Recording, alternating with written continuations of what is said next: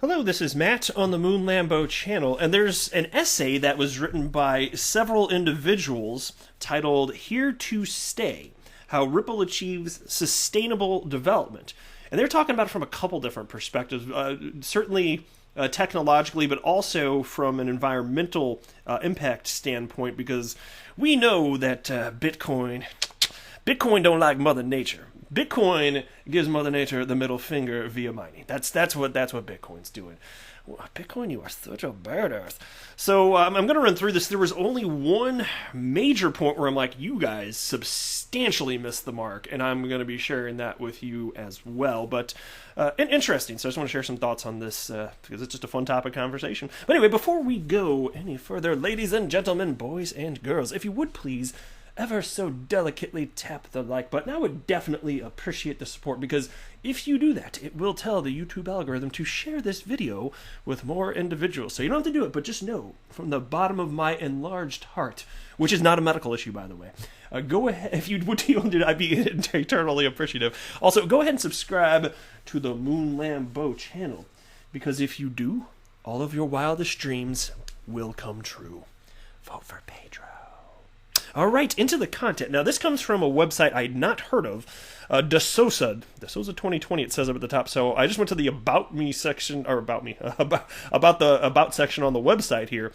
And so Delft Students on Software Architecture, which is DeSouza for short, is a collection of technical essays in which students explore the software architecture of 28 different open source systems. So that's what this is. But anyway, let's go ahead and dive in. So it's titled Here to Stay, How Ripple Achieves Sustainable Development. And indeed, Ripple is certainly here to stay. XRP, I think, is going to be here forever. And look, I don't offer financial advice. I don't have a financial background, so I want to be super duper clear. Like anything I say here, you just don't buy or sell because of it. But I'm happy to share my opinions. And I firmly believe that as long as the internet exists, cryptocurrencies will exist. And given that XRP is getting real world traction, I wouldn't be surprised if it's still in use if you fast forward 100 years. I would not be the least bit surprised. Now, of course, if that does come to pass, oh my gosh, I can't even imagine what the ecosystem would look like, because to me, and I've said this before, like, it would be super weird to me if as an asset class we didn't get to $1 trillion, and it would be also equally weird that for those cryptocurrencies that have staying power, it would be weird to me if we didn't have some that ultimately have $1 trillion market caps on their own. I mean, when you consider that even gold has a market cap of, I don't know what it is today because the price has been moving a fair bit, but say it's somewhere around $9 trillion. Well, it would be weird to think that such scarce assets as cryptocurrencies couldn't achieve that on their own as well, because again, you can have business models that literally cannot exist without decentralized cryptocurrencies that have open market values, prices. So for those reasons alone, that was my aha moment years ago when I got into the world of crypto. I was like, so wait a minute, businesses can exist that otherwise are not capable of existing? Well, yeah, that's driving real value here. Right, and so sustainability has emerged as a broad concern for society. Many engineering disciplines have been grappling with challenges in how we sustain technical, social, and ecological systems. Misperceptions among practitioners and research communities persist, rooted in a lack of coherent understanding of sustainability and how it relates to software systems research and practice. Designers of software technology are responsible for the sustainability and long-term consequences of their designs. But what exactly is sustainability? And I don't want to read this whole thing. I just want to hit on some highlights. I just want to cover the intro part, and then there's a couple other spots I'm going to jump down to. But they're looking at it based on a few different metrics. So environmental, social, economic, technical, and on an individual level as well. And so here they have this little subheading. XRP is the most energy sustainable currency. Now, might that matter? There's a reason that it costs only fractions of a penny to conduct an XRP transaction. And what's interesting, too, you do realize that the designers of XRP could have made it completely free to conduct transactions on the XRP ledger.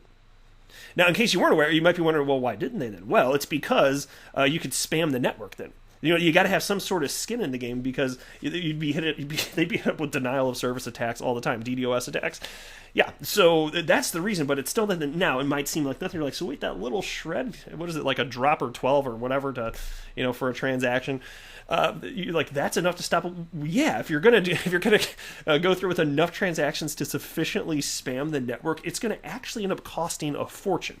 And I didn't have numbers pulled up for this, but that is fundamentally the reason why here. But anyway. Softwares can contribute to environmental sustainability in various ways. With the crypto world overgrowing in size, many efforts are being made to optimize various processes such as cryptocurrency mining. Although there are different methods of mining for cryptocurrencies, the most common is proof of work or POW or proof of work, which is the mining method used by crypto giants like Bitcoin. This method has long been viewed as an expensive and time-consuming task and has a reputation for hogging energy. Well, ain't that the truth? In 2017, a scientific study was done by Stanford and Stockholm University to determine the most eco-friendly currency. In this study, which was conducted amongst Bitcoin, Ethereum, XRP, and Visa, it was revealed that in terms of energy consumption rate, XRP stands as the best sustainable and most competent currency. Well, how about that? And that's why it's so fascinating. It's like all the Bitcoiners out there, it's not about the technology for them. It's really not. They got their heavy bags, they've got their ideology, and it's technology, it's almost an afterthought at this point, because Bitcoin, originally envisioned to be used as a peer-to-peer cash system, it can't even be used for that because it's too costly, it's too slow, and it shreds the environment entirely just by using it. Which is why I will say also, it's going to be very interesting when we have the next parabolic price action with Bitcoin, once it does get up to its all-time high again, which I suspect will happen. There's no way to know for sure, but I certainly suspect it will happen. And what are the fees going to be? Because I bet there will be even more people participating this time. So we'll see. Let me go a little bit lower. I think there's another section down here. Oh yeah, so here's actually, let me just cover this part now, because they put something in here that literally isn't true. I don't know where they're getting this, but they were talking about XRP and smart contracts. Now, for those of you unaware, when XRP, the XRP ledger was being designed, Stefan Thomas was talking to David Schwartz about this back on a recent Blockstars podcast, actually. So it's somewhat fresh in my mind. And they're talking about how they were considering putting smart contract functionality in the XRP ledger, but then it comes down, okay, what are we actually optimizing for? And there turns out there were trade-offs, and so they ultimately left it out intentionally. And so that's why it's so interesting what's going on with Flare. And I don't want to get off too much on a tangent, but I'm sure most of you at this point are aware of the Flare network, which is verbally supported by Ripple, and including the likes of Brad Garlinghouse, the Ripple CEO, citing that it's interesting because what the platform's doing is it allows for smart contract interoperability with the XRP ledger, and also decentralized finance. Again, features not built into the XRP ledger. So it'll be neat to see what comes of that. But they had this little piece here. Adapting to power efficient smart contracts. Most of the popular blockchain networks are not energy efficient. On the other hand, the primary resources of producing electricity are by burning fossil fuels, which, to some extent, adds up to the environmental challenges that the world is facing today. However, at the same time, it holds enormous opportunities when it comes to the energy grid and green energy financing.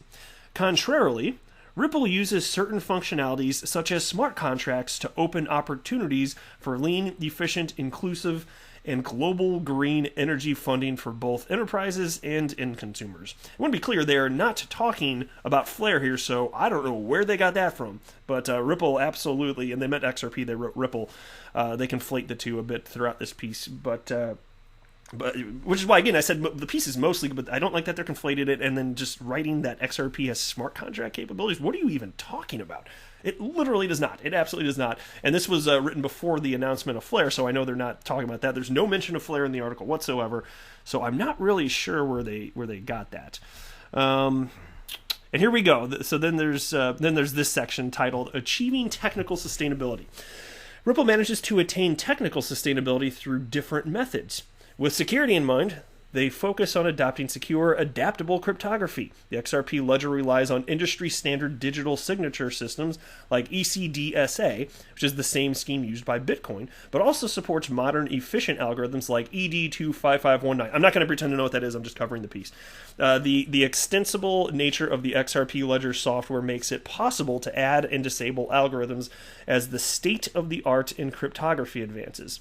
Ripple also implements on-ledger decentralized exchange, and this is a big one too. And this is where you get the whole thing with the issuing IOUs. You may have seen people that joke the fastest way to transact Bitcoin is on the XRP ledger, which it's funny, but it's not literally true. It's just a representation of Bitcoin if you do that on, utilizing the built-in decentralized exchange where you can issue IOUs. It's not actually Bitcoin. Like, Bitcoin is only on the Bitcoin blockchain, period. But anyway, in addition to all the features that make XRP useful on its own, the XRP ledger also has a fully functional accounting system for tracking and trading obligations denominated in any way users want, and an exchange built into the protocol. The XRP ledger can settle long cross-currency payment paths and exchanges for multiple currencies in atomic transactions, bridging gaps of trust with XRP. So there you go. So there's a couple of the highlights of this thing. Again, it's too long to go through the whole thing, but I did think they overall did a good job covering what's going on here and acknowledging that technologically XRP is certainly superior to Bitcoin, and from an environmental perspective, it's not even close. It just isn't. But anyway, that is it for this video. I am not a financial advisor. Do not buy or sell anything, because if anything I say or write, that would be a very, very, very bad idea. Until next time, to the moon, Lambo!